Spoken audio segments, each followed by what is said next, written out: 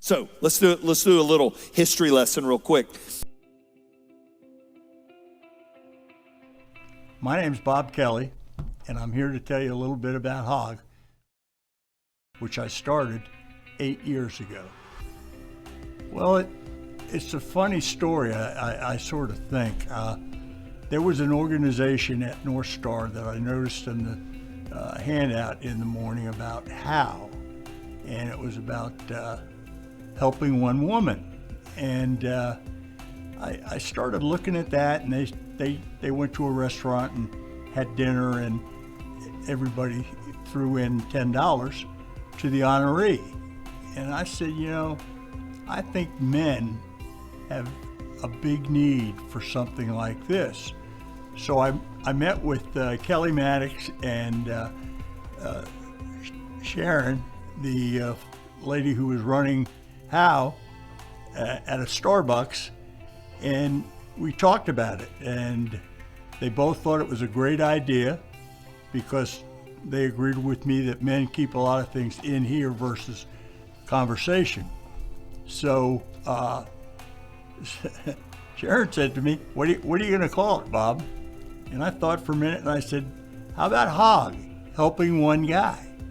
And they both were very polite and said, hey, that's good. I think that's good. So that's how HOG started, and a little bit of Starbucks with two very nice people who supported me and told me best of luck, and we would have some meetings to get ready to get the charter and all that thing.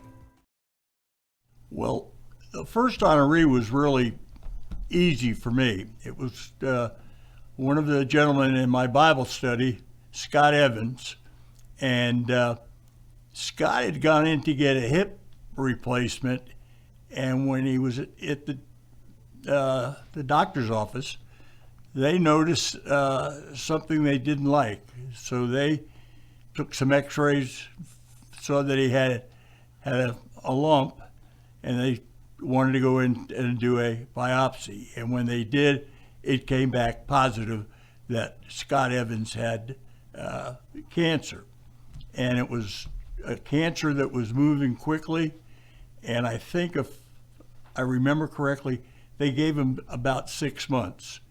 Well, this didn't stop Scott Evans. He wasn't going to sit in the house and watch TV. He worked. In fact, he helped repair homes, and I think it was his own business. But Scott went and helped his gang put a shower in a house for one of our parishioners, and here he was doing as much work as anybody else, and he's already been told a couple of weeks ago what his condition was. So with him being in my Bible study group and what he was doing, I thought Scott would be the perfect first honoree, and I also knew a lot of people in church knew Scott because he'd been there a while. So at that time, I was sort of following How, and I was having my dinners at a restaurant, and we were at an Old Charlie's, and we honored Scott there. And what I decided to do, all the money that was raised at these dinners, I was going to give 100% of it to the honoree. And the first one we did with Scott, I was sort of excited because we went into the 4-digit number with him, and it was exciting to do that for him. And then as it got closer to him going to heaven, he and Patty were having a little financial trouble with the hospital bills and everything. So myself and Tommy Allgood, the mayor of Ackworth, who's good friends with Scott, wanted to do a breakfast for him. So I said, okay, I'll help you. We'll HOG and Ackworth City will run it. And so we did, and it was a little bit of a tearjerker when they counted up the money, and they were there for a long time counting it. It wasn't just it was going to be a great number. Well, it turned out it was a great number. It was a great help for Patty and Scott, and within a few weeks, Scott would pass away in April of that year. And so I called Patty and said, Patty, we were getting ready to move to the church because I wasn't happy with the restaurant situation with checking out and all things of that nature. So I asked her, we were going to do it in the auditorium or up in True North. I asked her if we could name that night. We have a big sign up that says, "Welcome to Scott Evans Hall." And she said, "Oh, Bob, that's perfect. That's really, really nice of you." So we did that. Well, it's really been easy with my board. That is just a great group of people. They would give me a name, and or somebody at church would say, "Hey, Bob, I have a friend, this situation." I said, "Well, let me talk to him." So I would go talk with them and interview them and find out this person needs our help. So most of it is word of mouth, and you know as well as I do that's the best way to get it, because if somebody comes to you to tell you a story about somebody, you know there's a need, and so that's how we handle the honorees. Boy, it's come a lot tougher than it was when we did Scott Evans. I mean, I was by myself pretty much, so I had some people that said they wanted to help me early on, right after the Scott Evans thing. Steve Kruger was helping me, and Dave Zivik came forward, and Buddy and Marshall. So they came into it as wanting to help. They wanted to give back. So I was going to use them in different ways at the dinner, because as we grew and we ended up going down to Compass for it, which is the big hall for NorthStar on Sundays, I started needing people to set up the tables for me. But Buddy and Marcia handle that. Dave Zivik got involved with the prayer and sort of helping the honorees and showing them where to sit and doing all that. And as HOG grew, there were other services that I felt if I was going to stay involved and keep this thing rolling, that I was going to need to do. So I touched base with Mike Upshaw and with Larry Robinson. We had a meeting, but at that time we weren't ready for Mike's services because it was going to be a paid job. He was going to do videos for it. So I told him I'd get back to him. Well, that took a little over a year, but we grew to where we have now. We have Celeste. Celeste does our social media. I've got a nice lady, Sandra, who does, she takes care of our newsletter and does a great job. We have finally gotten together with Mike Upshaw and his group, and they have really helped us with like what we're doing today to get the message out to you all. And I'm trying, I don't want to think of anybody. Conrad is the treasurer with us. So we've created a little marketing team, and as we've grown, and it's now a bigger nonprofit, but now we have people that in the end are not volunteers. They're people that have jobs, and we need those people. So we now have a payroll. So we've gone from big old Bob to we've got 4 or 5 people that we now pay to help keep HOG moving forward and getting better, and waiting for the next church to call to say, could you give us a hand? Well, as we moved into the church, we sort of got a nice backing from people at church that sort of started coming month after month, and they were there. And how it works financially is we give 100% of the money that we've raised to the honoree. We don't have to take out 10% or 12%. 100%. My job was to go out and get sponsors, and we were blessed. Archer's Restoration is our major sponsor, along with Williams' attorney in Ellaby. They've stepped forward.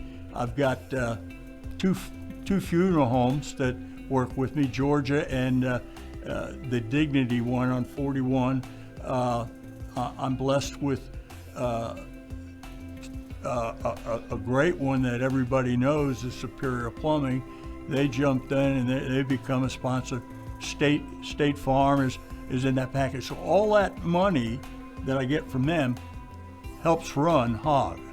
It takes care. We've had some wonderful honorees, and I think it's a little hard to say wonderful because the reason they're an honoree is they're going through a life-changing crisis. And so my feeling was that when we have a dinner for them, there's people there that they've never seen coming in and praying for them and everything, and people they'll never see again. And I think that does something when you look around a room and you see all these people. You say to yourself, here I am in this condition, but these people came out on a Tuesday night to have dinner and to honor me. And so the fellowship becomes what I think the real important part of it. We have had, let me tell you, we did when we were grown, we did one for Gary DeForest, and he wasn't in our church. Most of the people that we honor are not NorthStar parishioners. So for him, he was having cancer, and we honored him. Well, that night I think we had 165 people there, and we raised a good bit of money. Didn't go into the 5 figures, but we were close. And the thing that was neat about that night, there were 2 things. One was Mike Lynch, the pastor of NorthStar, walked in. He must have been over in that area, and he walked in to say hi. And the first thing he said to me, he said, "Bob, I didn't know you were trying to start a church here." And I thought that was a great comment. But the thing, unfortunately, 3 days before Christmas of that year, that was June, Gary passed away and went to heaven. Well, he had told his wife that when I get feeling better, I want to get involved with Bob because I think this is a great cause. Well, since that didn't happen, his wife Lori called me and asked if she could get involved.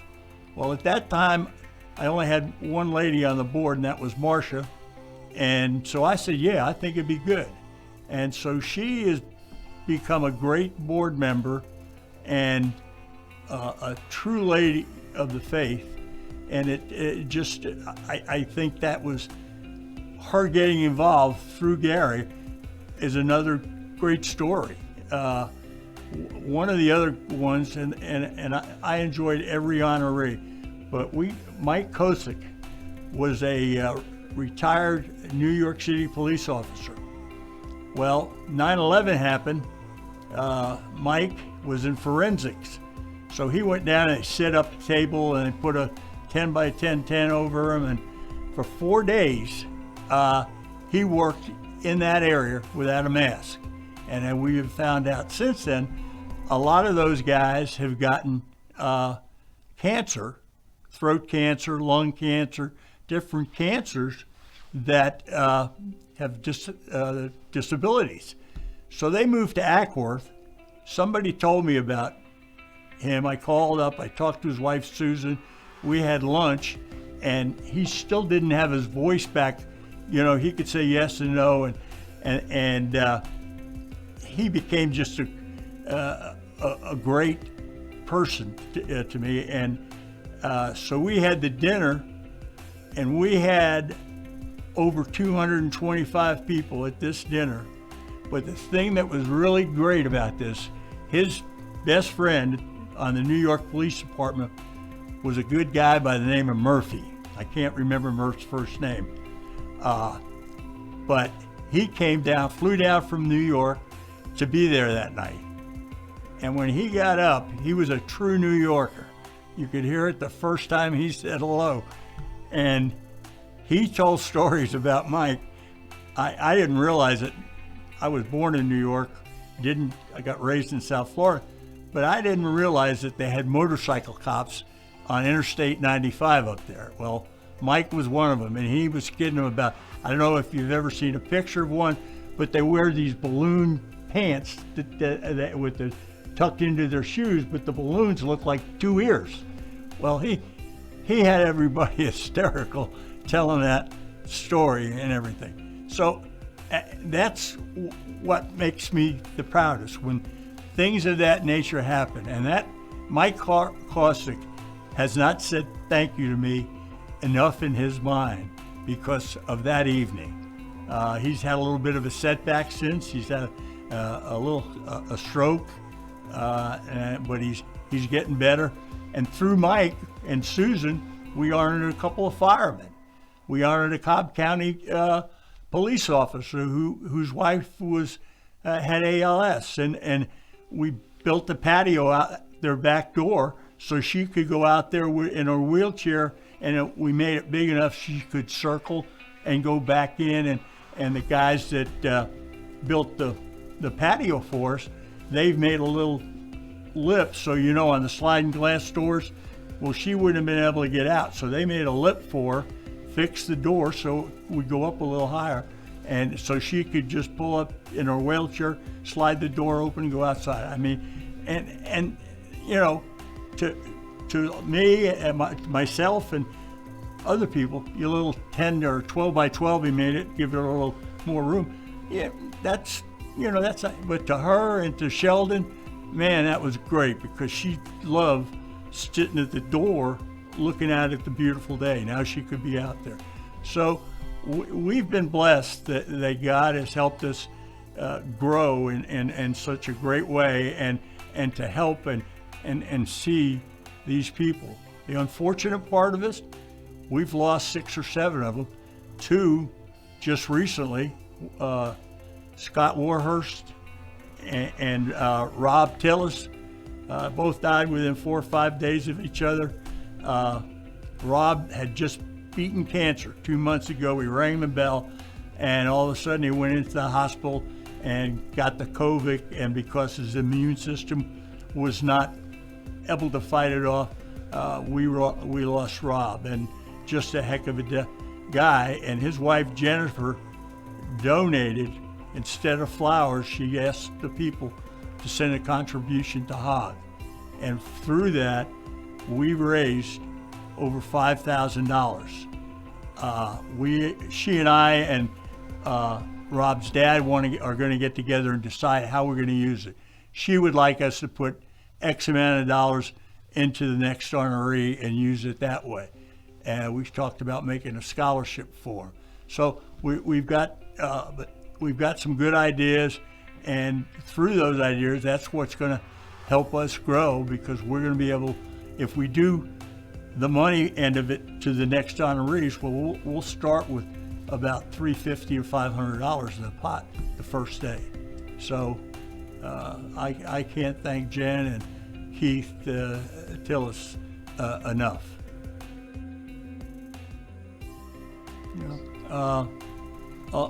A lot of them. We honored Chris Heisman, who played baseball at Lassiter. My son at the time was the assistant coach, and he was just a heck of an athlete.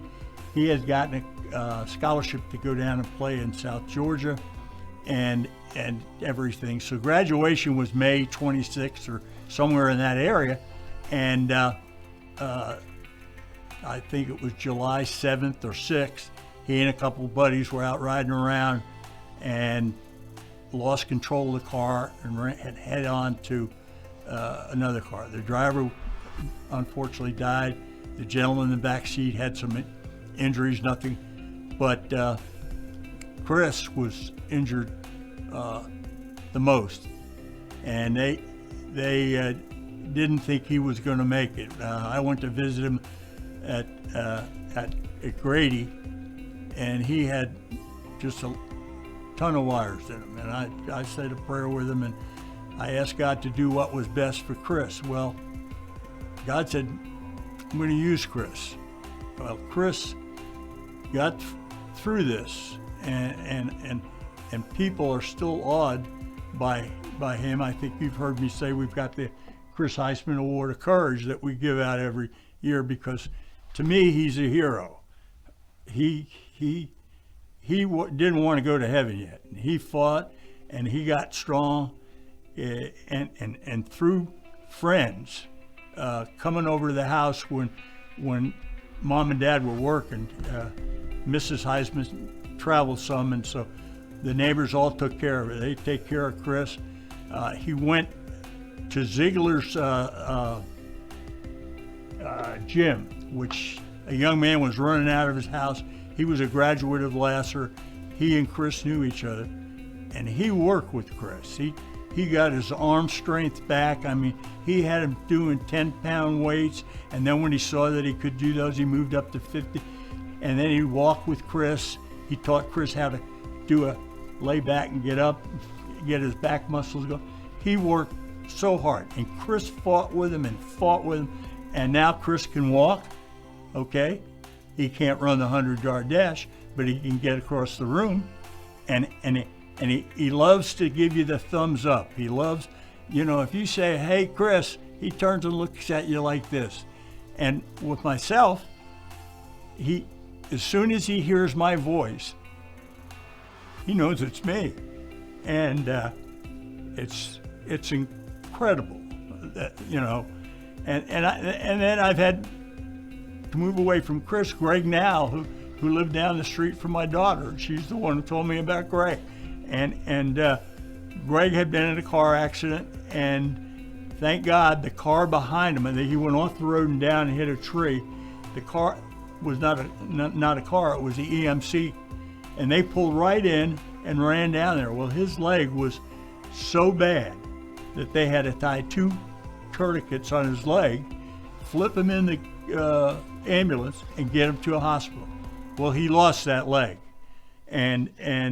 but again, the greatest attitude, because he knows God did that for a reason. So he still works with his brother and they run a business that sells to the C-stores, and it's tough going in to say hi, coming back and getting what they want, but he's got a smile from cheek to cheek or ear to ear, and he and I have become close friends. He's a big Tech fan, and I'm a big ND fan, so he gives me a lot of static.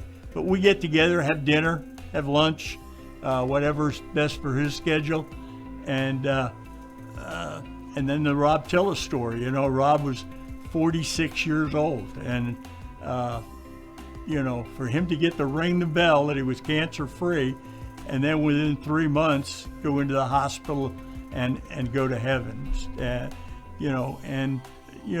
there are other good stories, but I stay in touch with the ones that find time to stay in touch with HOG, and most of the honorees have been back once or twice.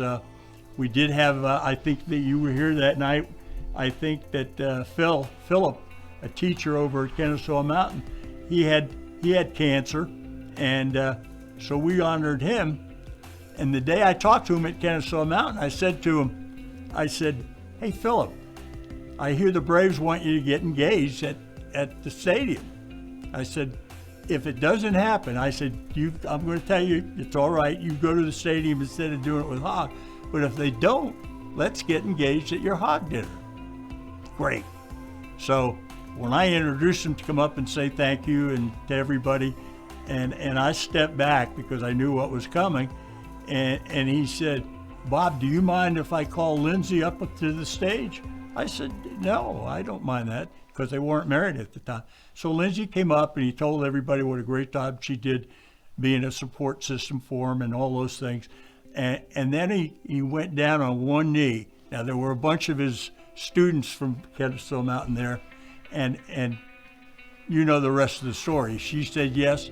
They just got married this past Saturday, and they picked a great week because now both of them being teachers are off all week, so they're not got a chance to go someplace. And he came all the time, and they've all blessed me in a different way. And I get to look at the courage.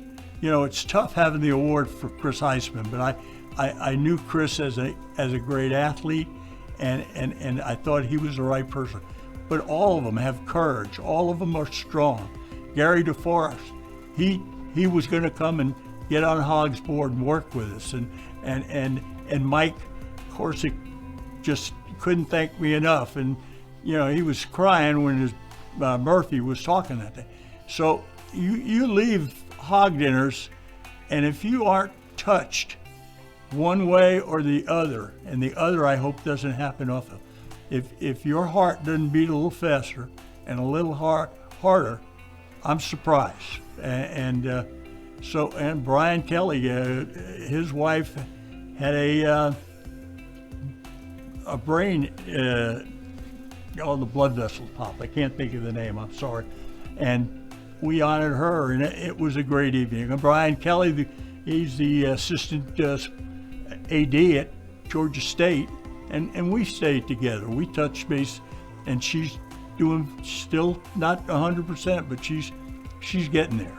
So that's a little rundown of some of them and how it affects me and how it affects the other people in the fellowship. I'm not surprised if 10 people don't come up to the honoree and want their picture taken with them and everything. This is the first time I've sat down and really think about it and talked about it like this, but I am so blessed. Our February honoree is going to be an 18-year-old special needs boy who just spent a couple of weeks in the hospital, and he came to me from somebody at special needs, and so we're going to honor him in February, and I think that will be a great dinner and everything. And I'm going to try to, if we get to have a dinner, if not, we're going to do it virtually, and that'll get. We're going to try to get some of the. I'd like to get Chris Heisman back and Greg Now and some of the others that night, because if we get to have it in February, that means we're coming off of what's been a disaster of a year for a lot of people, and so many people. I went to a Bible study Thanksgiving dinner last night, and everybody in there just talked about getting able to go outside and not wear masks, to go in the car and go where they want to, not to call up and see if they're open. So we all pray to God that by 21, the vaccine's here and we can move forward and go back to, as I say, rocking and rolling.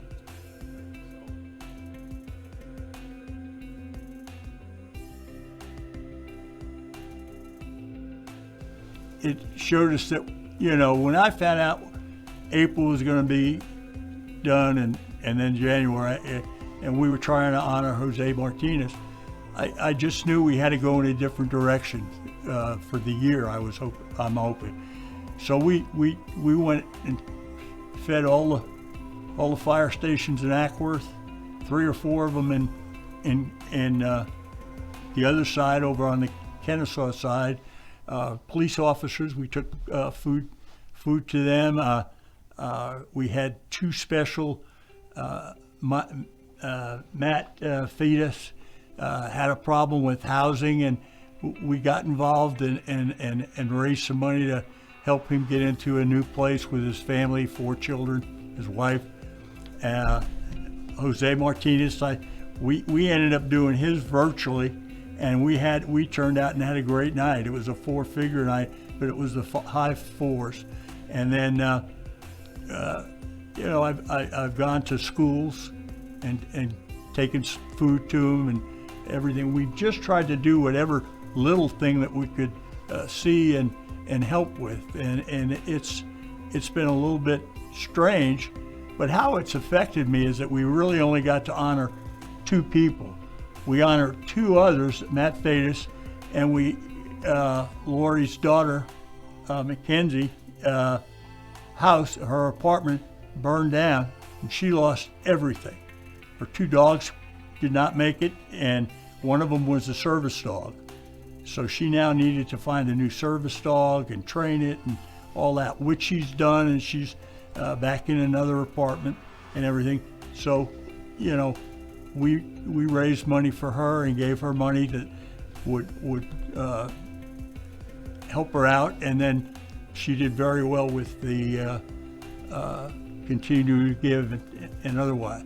So I just I look forward to the future. I've got a young man, Casey Weatherford, that's working with me that has a disability, and Casey can't work because of his disability. So I've got him sort of on my hip and going to try to train him and let him know how this is all done, and taking him to some meetings with me, and because I'm praying that I'm here for the 10th year. I hope God has plans to keep me down here to do what he needs me to do, and that will include the next 2 years. But it's, you know, I went into NorthStar as a guest, invited by my daughter, and here I am, December, it'll be 11 years. And I told my wife Janie the day we were at that church to see Keegan singing a Christmas recital, I said, God has me in this room for another reason. As I've said 3-4 times, I'm blessed. If there's a bump in the road, I've seen God do things for me to help me to move forward, you know.